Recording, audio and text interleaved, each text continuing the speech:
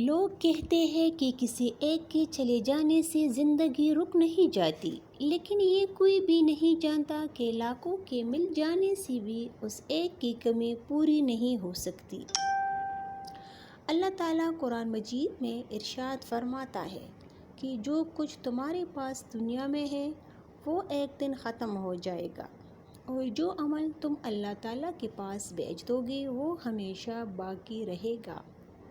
حضرت علی رضی اللہ عنہ نے فرمایا، آخری زمانے کے لوگ بھیڑے ہوں گے اور حکمران درندے، درمیانی طبقہ کا پی کر مست رہنے والے اور فقیر نادر بالکل مردہ۔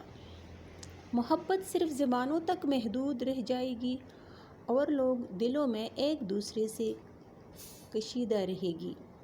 نسل کا معیار زنا ہوگا، عفت پاک دامنی نرالی سمجھی جائے گی اور اسلام کا لبادہ پوستین کی طرح الٹا اڑا جائے گا۔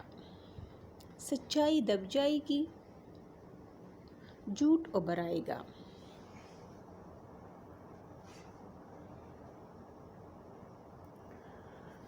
جو بندہ گالی دیتا ہے اس کی زبان کو درود ابراہیمی 3 بار پڑھ کر ہدیہ کرے، انشاءاللہ گالی دینا چھوڑ دے گا۔